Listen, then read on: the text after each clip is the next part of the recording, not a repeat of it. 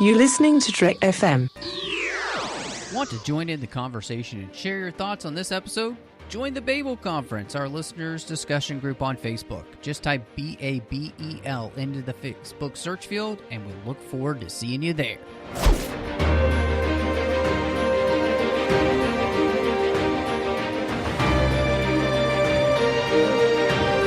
The 602 Club proudly presents Snyder Cuts, a Zack Snyder Directorial Podcast, and I am just one of the hosts here, Matthew Rushing, and with me, as he is every single week, John, why aren't you supposed to be in a black suit tonight? No, I'm out being sniffed by parademons for my fear, actually. It's a musky scent that can attract them from across Gotham. Okay, that's what that smell is. Yes, it is. Yes, it is. It's my fear. That's my story, and I'm sticking to it. Well, we are back, and of course, you know, we have talked about Zack Snyder's Justice League, and of course, to keep that episode at a manageable level, one of the things we did not do is do any comparisons or contrasts, really.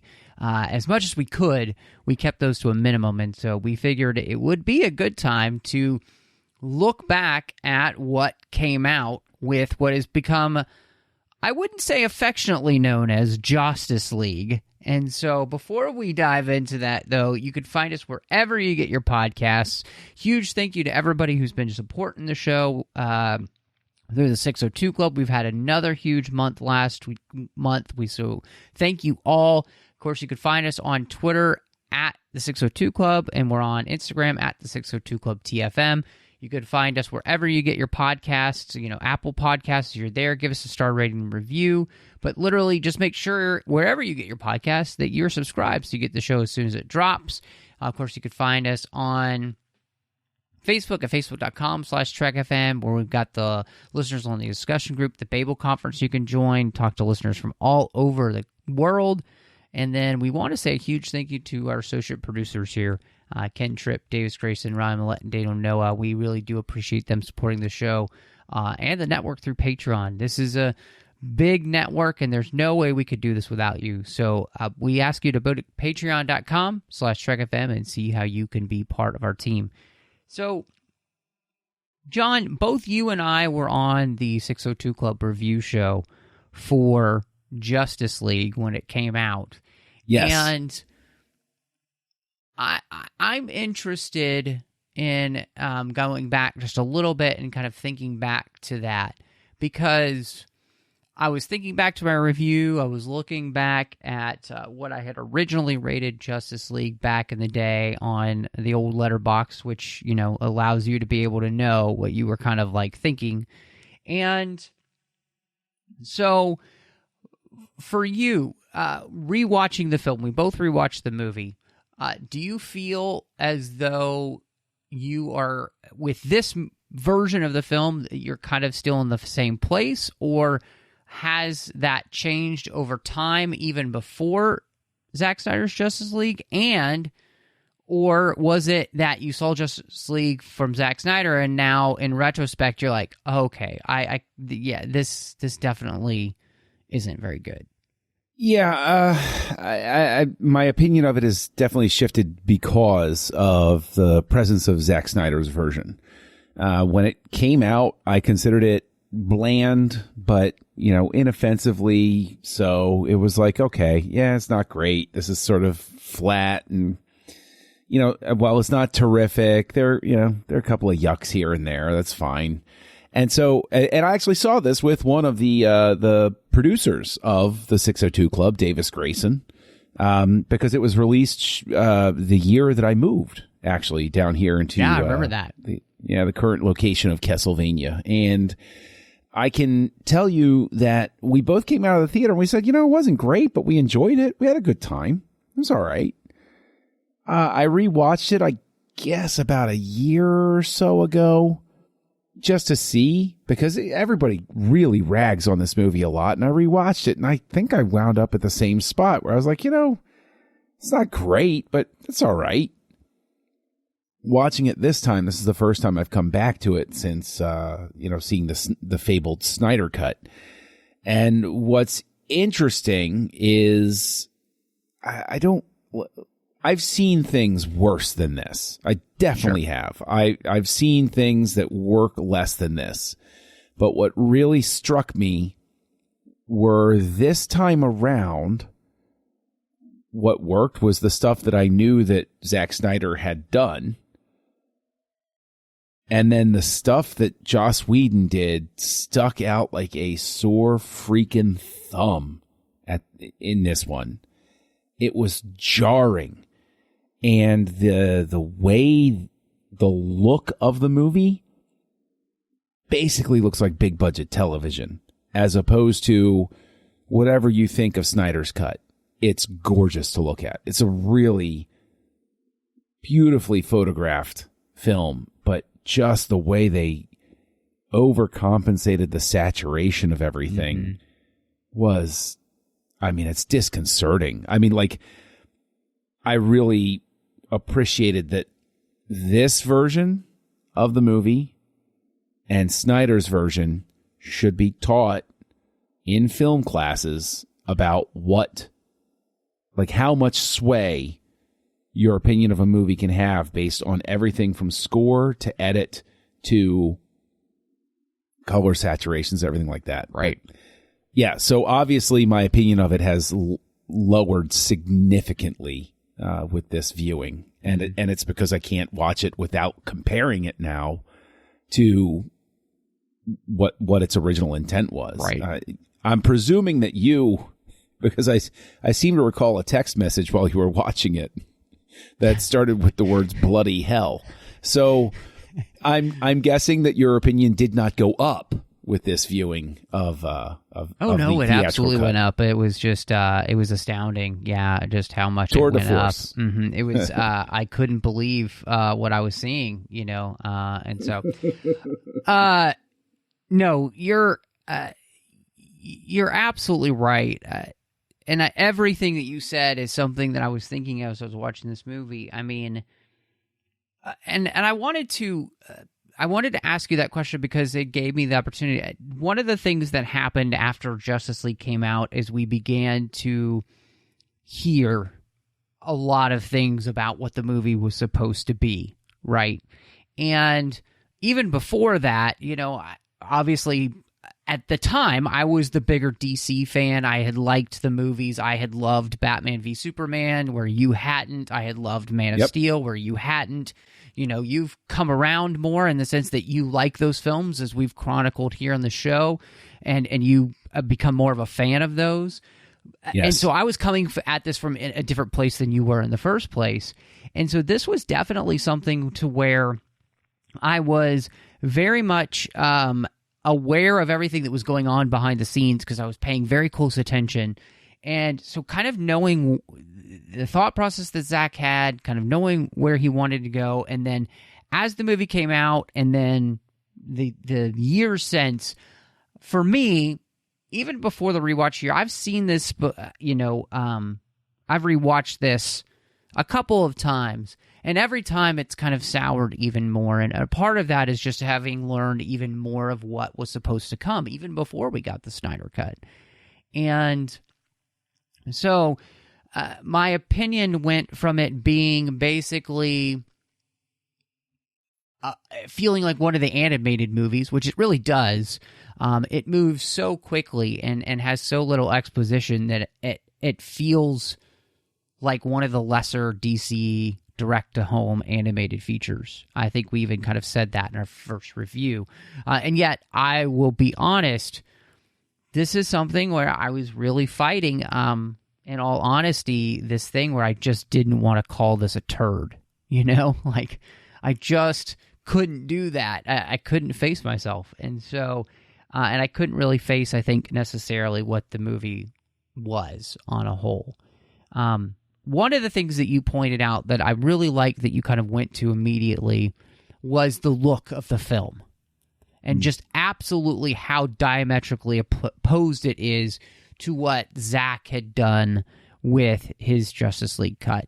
And obviously, very different from the look that we had gotten in Man of Steel and BVS, which, Zack is very controlled. We've talked about this on Snyder Cuts with the way in which he shoots a movie, the colorization that he uses for everything. Wonder Woman even kind of matched that colorization. It fits very well within the Zack Snyder universe. And so I was astounded by just how much they, like you said, they had overcompensated. And I think you rightly pinpointed, it's the saturation. They oversaturate everything, trying to make this as colorful as possible. And it does feel very cartoony. Like, it just feels like a big cartoon. And that doesn't feel right for this movie, especially coming off the other two. Yeah. See, it's difficult because it's one of those things where you always want to give somebody the benefit of Yes. of the doubt. Yes. You always do. Yes. I don't want to get on the same jokey stream that others can, where Joss Whedon wanted to destroy things or he was this or that. I want to believe that he had the best intentions when he came to it.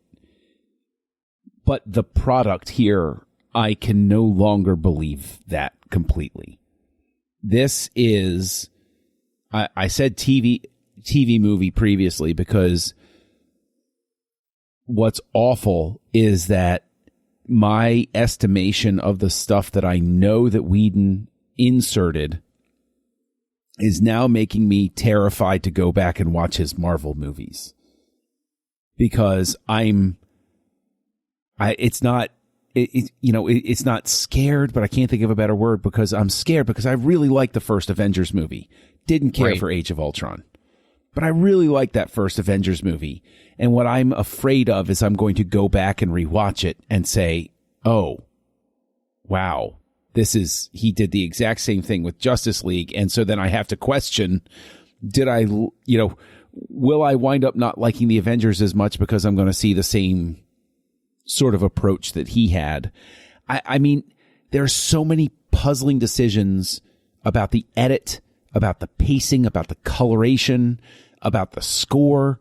There are things that I look at here, and the phrase that popped to mind while I was watching it was the experience of this movie now, the theatrical cut, is like hearing a kid tell you the story of the movie that they watched. Mm-hmm.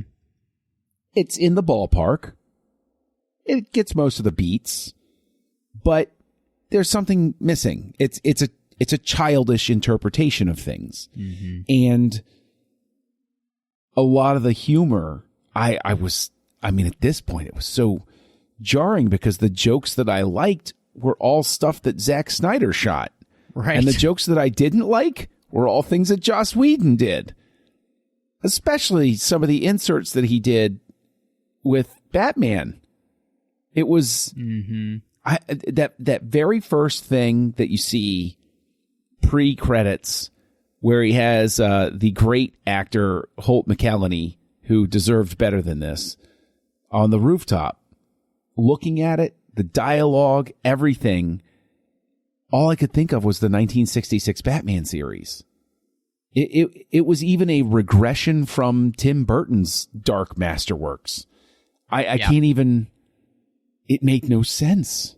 Yeah. I think that I like what you kind of pinpointed there about the film too, when you mentioned the humor. One of the things that I thought was so interesting, and obviously we know about what the studio execs were seeing with the Snyder Cut, is that they were thinking that this is too dark. They were thinking this is this is too much. They weren't liking what they were seeing. And one of the reasons they kind of brought another writer in, Whedon, before Zack even left, is because they wanted it punched up with the humor, right?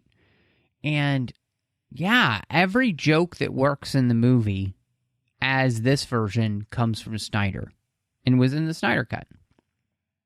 Everything that doesn't work is something that got added in later and feels juvenile.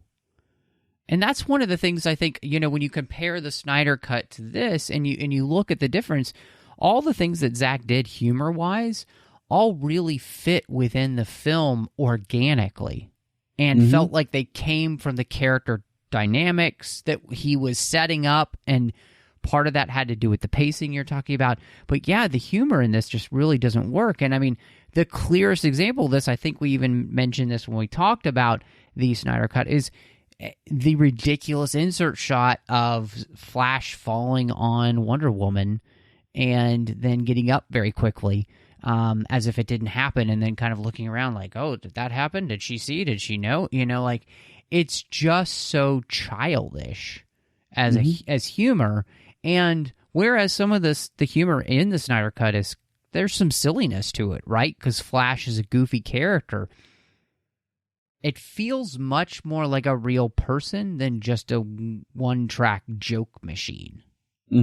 Which are really the characters. Whedon always has one of those characters in his stuff. There's always the one-track joke machine going along as sidekick somewhere along the way. This is restructured so much to be in Whedon's comfort zone. I will just go ahead and say two things. One, speaking of the humor, my friend Joey, he and I were talking about this, and he had rewatched it, and he said he specifically called out, there's a line after Superman has come back where she says, "You smell nice," and he says, "Did I not before?" And it was so unnecessary, especially at the moment it was happening. It undercut any sense of weight to what was happening, and that really permeates the whole thing of the weight of everything. Like, the full cut, the Snyder Cut of Justice League, even when he's not in it, is about Superman. Yes. I don't know what this cut of the movie is about, really. It's about throwing plot points at me. And it's about what else? Like the single only family in all of Russia that lives near a nuclear power plant.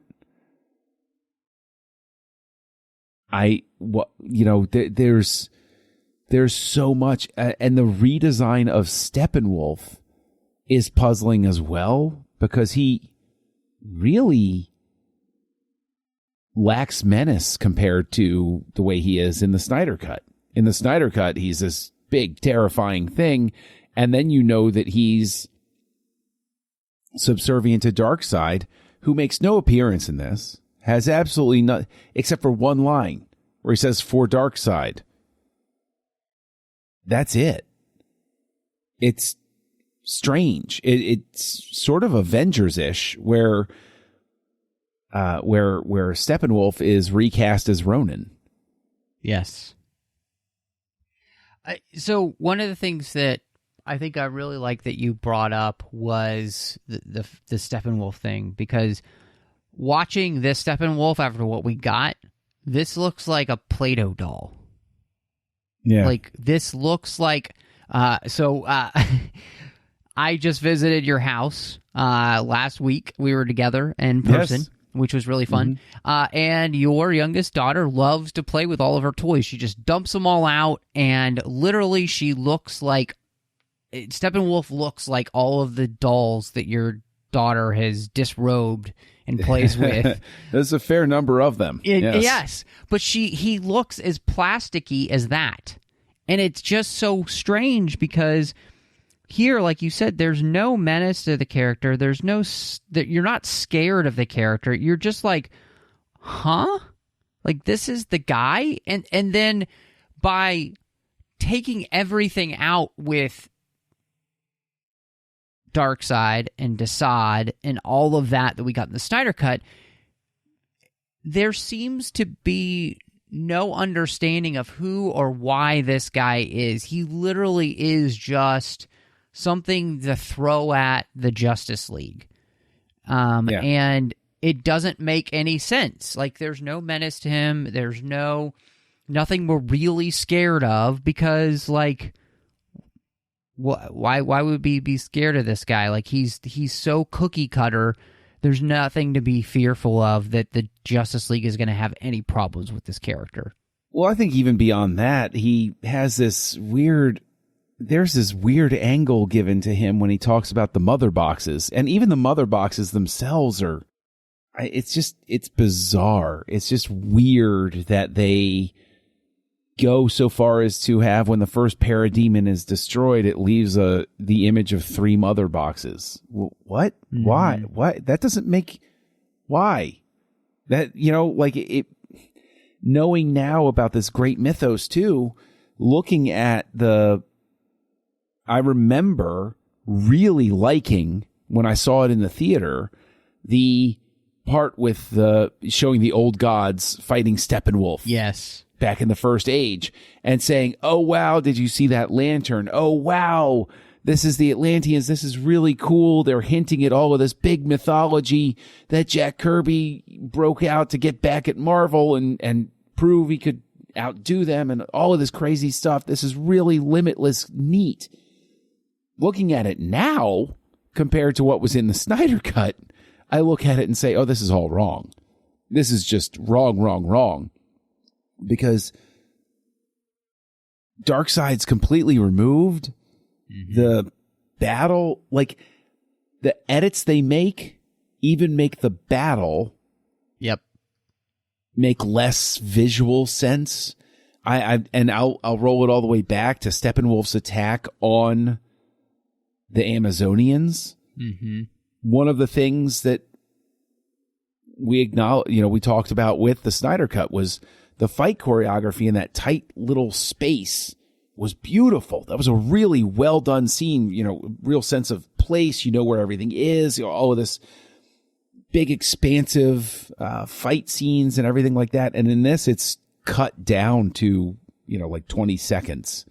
And it's like, oh, well, that sucks. And it doesn't even have the dome fall. He just cuts an X in the wall and blows through. And it's okay. That's fine.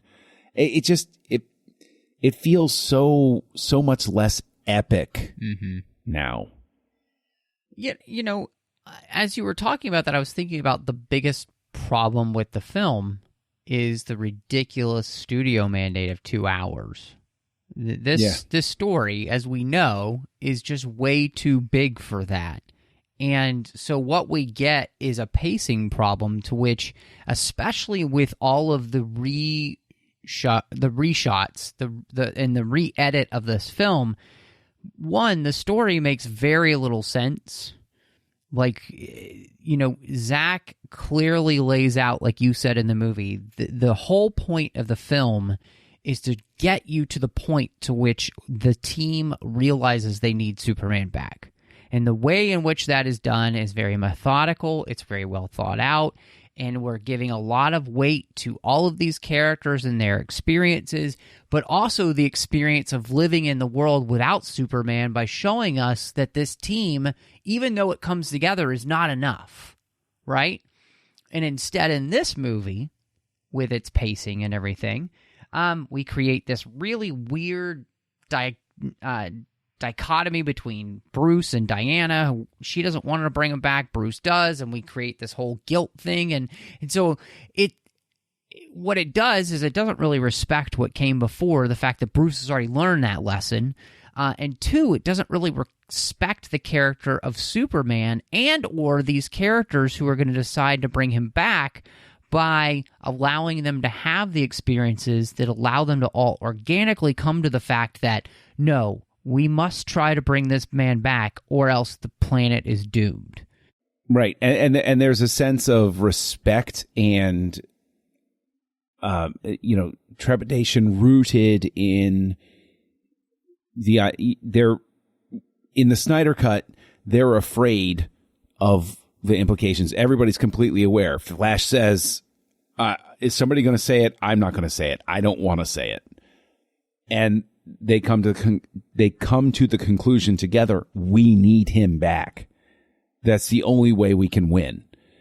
whereas in this, it was also stunning because with the mandate of 2 hours, I think Superman's in this even less than he was in the Snyder Cut, like proportionally speaking. Obviously, Snyder Cut's 4 hours long and everything.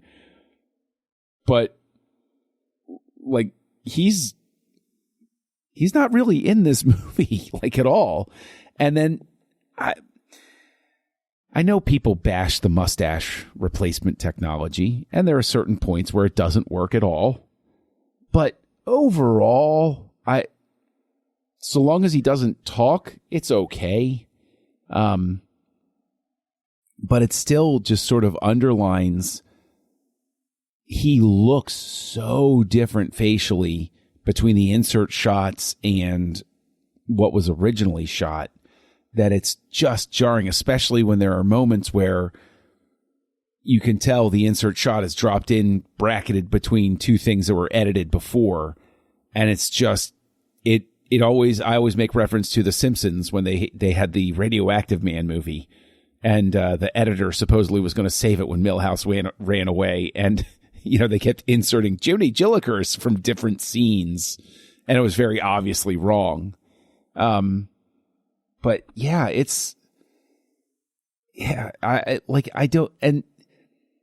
another evidence of the problem is you can sit there and you can debate, and we did on the Snyder Cut version. Should it have remained Martha instead of reverting to Martian Manhunter, who spoke to Lois in the apartment? That's a worthwhile discussion.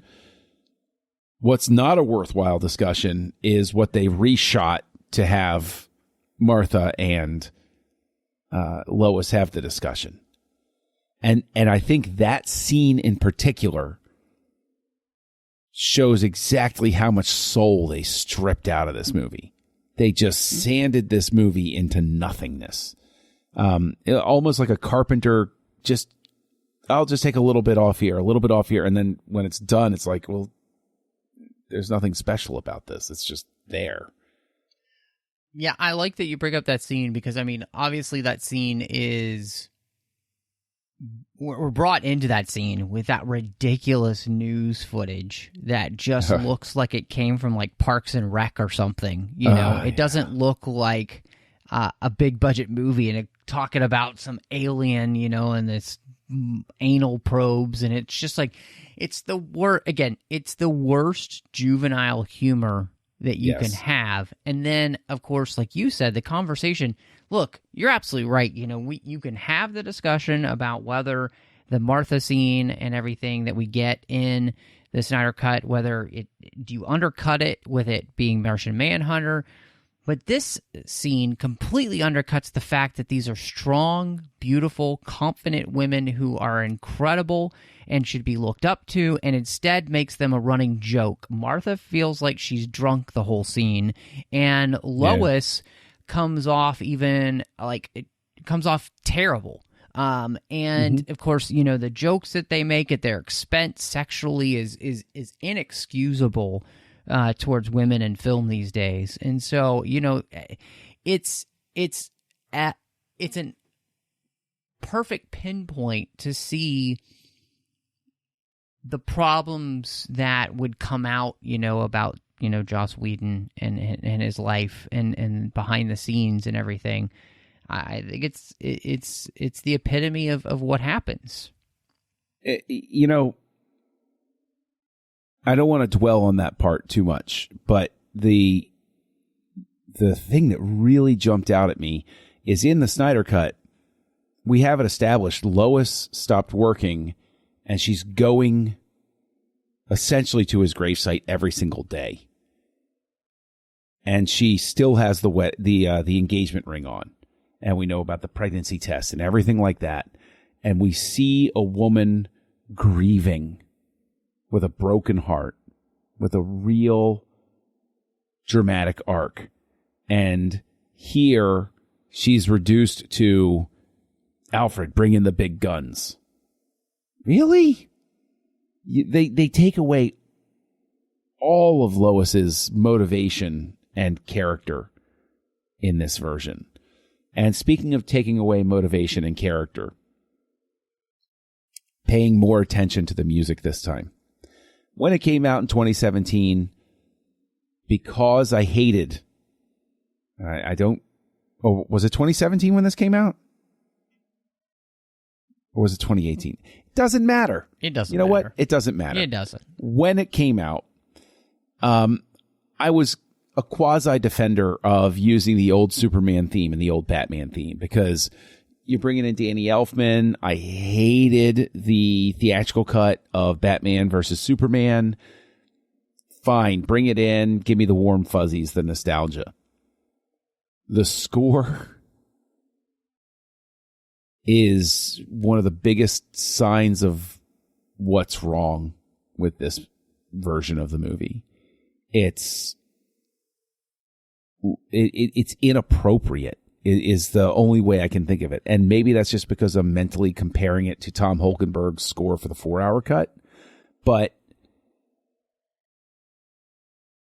this time, and I guess I'm coming at it now, I guess you could say as a fan of Zack Snyder's work instead of a detractor, when I heard the old Superman theme over this Superman, my reaction wasn't, the old Superman theme. My reaction was, this is not that character. This isn't right. This doesn't work. And then the Batman theme, this isn't Tim Burton's Batman.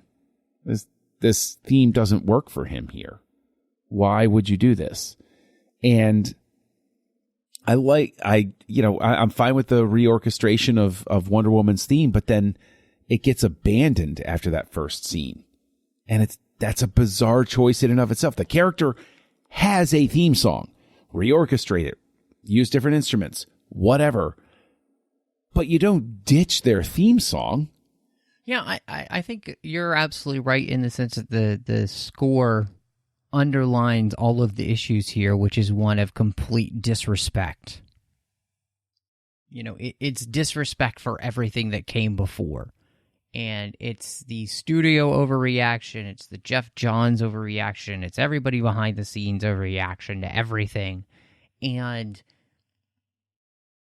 it lacks the understanding of the fact that all of these movies have been slowly moving us to a place that is more hopeful, right? And yet they can't see that. And so they want to force the issue of hope into the film, right? And by doing so, they've actually ruined what they hope to do. And when you've seen the 4-hour cut, you understand how it all works together and why everything has been happening the way it does. And that's something that I think is so lacking for this film, is that if you were to sit down and start to ask questions about all of the plot points, it just doesn't add up as to why things happen the way they happen. Whereas in the Snyder Cut, it's 4 hours, but you're never scratching your head going, well, I don't understand how that connects to that. And part of that is, going a little bit back to the pacing, this feels like a J.J. Abrams movie where there's so much speed, there's no time to breathe. And so since none of these scenes have any time to breathe, none of these characters have any time to get any of their stories played out in any way, shape, or form that is rewarding whatsoever, even Batman, who's probably given the most time in this, you're just kind of left with feeling like, oh, well, that was a thing. Yeah. And the thing is, it's very obvious where we stand with this stuff, and it feels almost like we're verging on the, we're on the verge of neck stepping at this point. I think that the damage that this does to some people's reputations as decision makers is pretty drastic. Mm-hmm. I mean, we haven't even touched on Cyborg's arc is unrecognizable. Wait, he was in this film? Of the movie. Well, I mean, forget that. Like, it's completely neutered of any sort of weight or import at all. I mean, that was one of the most stunning things. I think I said this when we were talking about the Snyder Cut. If I were Ray Fisher, set aside everything else about what a jerk Whedon was on set, I'd have been furious with what he did with my character. And boy, yeah, that booyah is just what? Like, I don't know. It's so different. It's so out of character for the character that I know now. I'm not judging the word or the phrase or anything. I'm just saying, like, it doesn't work for that. So, like, this, I think, is the ultimate question, right?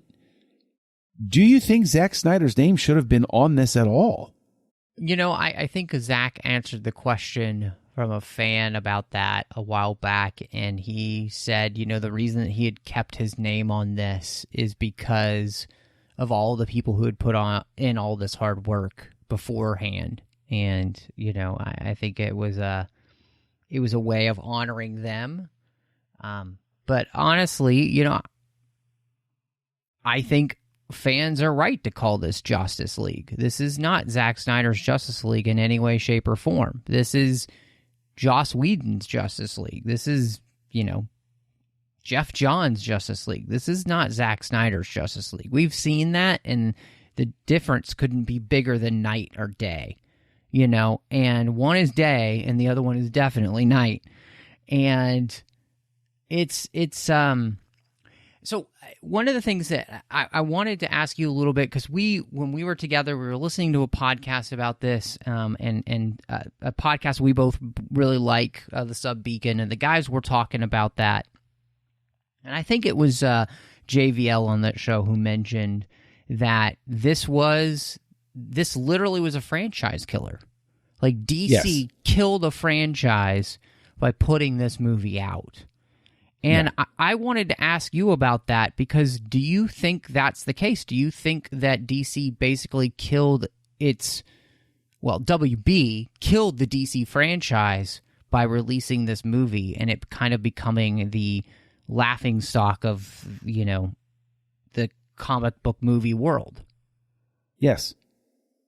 Yes, because the only way to make something work is course correct along the way.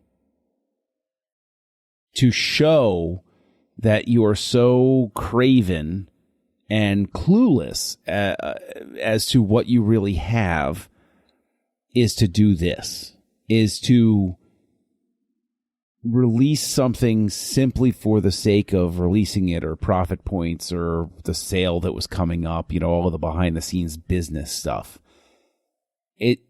It makes them look terrible because of the fact that this is very obviously just something that a bunch of business people said, sure, whatever, it doesn't matter. We'll write it off if it's a flop. And it's very obviously something. What is here that would give anybody a desire to see anything with these characters after this? After Avengers, which I did enjoy, I really like this. I want to see these characters some more.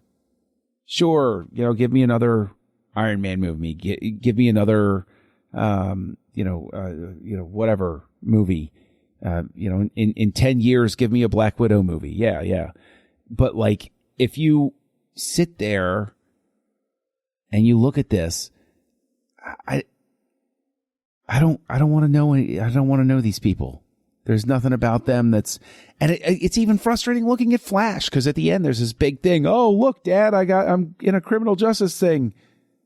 I have no emotional sense of Flash for that to have, any sort of import. And it's funny you mentioned the 2-hour runtime, because I think it's precisely 2 hours even with the credits. And it's like, and the stinger, which of course, that's another indication of the fact that Warner Brothers is just chasing the Marvel money. Is, oh, no, we won't have this other stuff yeah, just turn it into a stinger. Turn it into a stinger.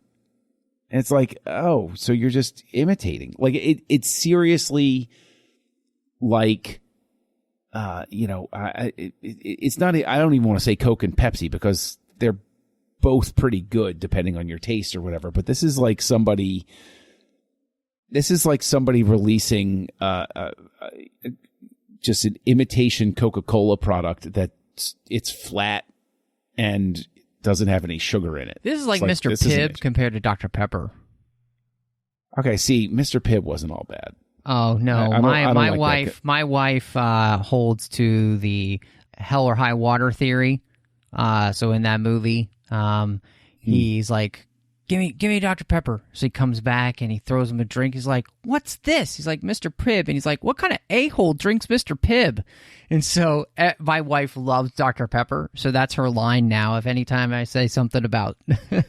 so that's our stance at our house about Mr. Pibb. So, but fair enough. You're absolutely right that's the connotation that you get with this film.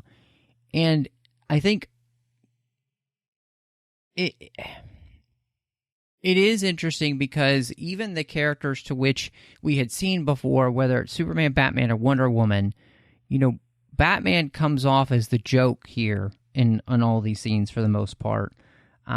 Wonder Woman's storyline is very much undercut as well. And Superman, he's back. It's great. I'm glad he's back. And of course, I'd love to see more of him as a character and everything, but there's so little weight to what's happening in this film, and part of that is because, we talk about with comic book movies that your heroes are only as good as the villain, and one of the reasons you do that is because it has such a, you're adding such a weight to who your heroes are by putting them up against something that's really, really terrible. And because you're only up against Steppenwolf, who has little to no motivation for being here other than he talks about wanting to go home a little bit, and he has this weird relationship with the mother boxes. I'm not sure if he's in love with them or... Yeah, creepy is the word you're looking for. Yeah, I know. I mean, was he watching the movie Her before he arrived on Earth? I don't know. But so because you've done all that, you really haven't given us anything to grab hold of with the heroes that we have in the movie. And again, you've kind of...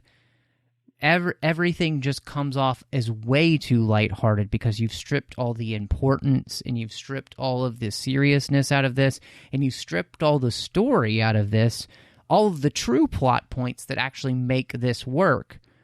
And the plot points were all the character development that you had taken away. I want to ask you this question because I know what my answer is. What is, with this rewatch, the one moment that really got under your skin where I actually had a moment where it upset me finally, where I want copies of this movie digitally erased. I want it overwritten by Snyder's Cut. This movie has no business being out there. And there was one specific moment that made me go full on Stalin erasure for this thing. Did you have a moment like that? Because I know what my moment was. Did you have a moment like that? The moment that comes to mind for me immediately when you said that is where Bruce is like, I don't not like you. Yeah. And I was just like, really? That's what we're going to go with in this moment? We're again, it was one of those places where we're trying to force what we want to happen without having any of the context to allow it to naturally get to that moment at the end of the movie where it's a Zack Snyder shot, right? Where he's like, how did you get the house back? I bought the bank. Like that whole scene with them works perfectly, right? And yet we're going to force them into being friends before they have the battle, really, before they're ready. That part really got under my skin. A lot of it got under my skin. The moment where I got so upset that I wanted to erase it from all of the memory banks. And this is going to sound weird. In the final battle with Steppenwolf, where they've saturated him into the blue and red, and I'm looking at it and I'm saying, I loved this moment in the Zack Snyder version of him in the black and silver suit pounding on Steppenwolf and then blasting him with his heat vision. And I looked at how they chopped it up, edited it, recolored it, and I looked at it and I said, this is beyond, I can't do this. Like, I literally just tuned out. I will never, ever watch this version again. Yeah. Period. Full stop. This enters the pantheon of movies like, I'm not saying this to anger anybody, but for me, this enters the pantheon of movies like The Last Jedi. I cannot foresee a future wherein I pull it off the shelf and say, I'm going to watch that tonight. You know, if it works for somebody, great. There has got to be somebody out there. I know that there are 5-star reviews on Letterboxd for this version. God bless you. Wonderful. I'm glad that this works for people. Not a chance for me. Not at all. Yeah, I could have said the Russian family, but I think that's pretty obvious. You know how that takes away from everything. So you want to know something? What's so funny is that I forgot they existed whenever they weren't on screen, and then they would come back and it would say, "Oh yeah, them. Oh yeah, them." And then it would go away and would do something, and I was like, "Blah blah blah blah blah," and then it would come back and it would go, "Oh yeah, them." Like, it's so weird that this thing that was constructed specifically to go into the movie is the least impactful, memorable, anything. I mean, say what you will. Zack Snyder puts everything in place with a purpose. Yep. There's a meaning. I mean, if I were Chris Terrio, gosh, I would be upset about what happened here. Yeah. Well, and you know, I think we might have mentioned it, but, you know, the DP for this film was basically in tears because nothing looked like he had shot it. And it's, you know, so one last question that I do have for you, because it's something interesting. I was listening to a podcast. It's a very popular podcast up there, but I'm not going to say the name. And they were talking about how they could kind of understand why the studio had gone this way and you know, produced this film. And I want to put you in the seat where you're the person who's going to make, you know, the decision. Do you do this, or do you just delay everything until Zack and you as the studio can work things out amicably and figure out how to make this work? I'm fully aware why they didn't, so I'll take that whole merger with AT&T nonsense off the table. Okay, that doesn't exist. That's not a factor. I would hold on to it. And I would say, you know, take the time you need, come back when you're ready, and we will do something. Or I would find a way to have a part 1 and release that, and at least give me time to maybe have somebody that works with Snyder or had worked with Snyder, whoever it is, that would be ready to step up into the director's chair, come in and work out a part 2. And at least make it work. So buy time, still have a release, have it be a part 1, and then worry about the rest after that. That's probably where I would have gone. What about you? You know, so it's funny because we know now the Snyder Cut existed. Like, that Zack pretty much had most of what he needed, right? And what took so long for them to get the thing back out, and like for it to come out in November is all the reshoots they were going to do. And yeah, I think your solution of, okay, let's do this. We'll do part 1 and you can, do 2 hours and you can go till we get to that point where Superman needs to return, right? And then we can do the next part and we can have that come out 6 months later in the next year, and I think that just feels much better. And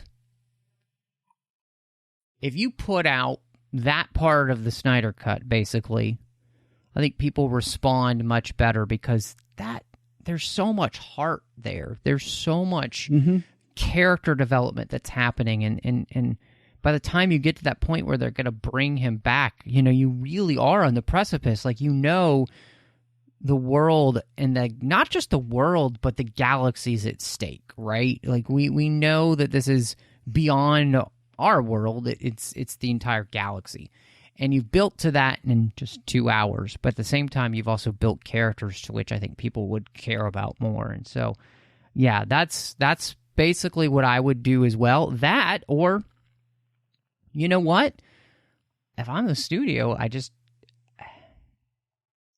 with the response that the Snyder Cut has gotten, I just feel like maybe you should have just said, you know what? We put our money in this pony, and we're going to keep our money on this pony.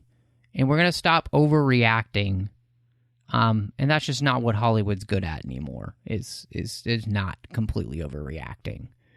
No, because, and the thing is, maybe something good that can come out of all of this, I hope, can come out of all of this, is the return to the more auteur-driven blockbuster that I know I was used to growing up with Lucas and Spielberg, and even you sprinkle in a sneaky hit from a McTiernan or Catherine Bigelow when she was working in a slightly grungier, closer to indie sort of vibe with something like Strange Days or Near Dark, and just sort of lean into that. Maybe now we've got our real shot at that because theaters are hurting and the blockbuster, the blockbuster only feast and famine model can collapse now.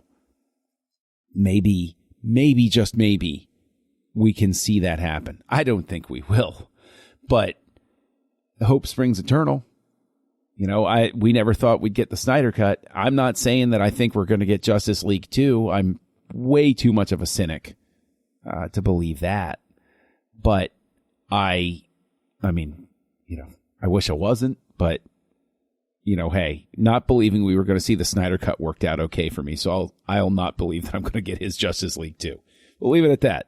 Maybe that was the key, was that I needed to be, everybody has that sort of superstitious thing where it's like, if I don't watch my favorite team play, they'll win the game. But if I watch, they're going to lose, or some other sort of like weird thing. So I'm just going to do what I did last time, which is say, there's no chance. There's no chance it's going to happen. And just carry on from there. So, obviously we don't have any rankings to do, but I am interested if you do have a rating for this. I do. Okay. I have a revised rating. If memory serves, even the last time I watched this, I gave it a 2.5. I was like, it's not too bad. But now that I have the stake by which to compare this Hungry Man dinner microwave Salisbury steak with that sticky, disgusting cherry pudding, I think you know where I'm going to end up with this one. Just because of the Snyder footage that they kept, I'll wind up giving this a star. How about you? So I'm ashamed. I'm rarely as ashamed as I am right now to admit I gave this 4 stars back in the day. But see, the thing is, hope can cloud judgment sometimes. It's true. It's you true. Know? It totally can. Yeah. So you've got your redemption arc right here. And how are you going to redeem yourself for that? You had your one? redemption arc by becoming a Snyder fan.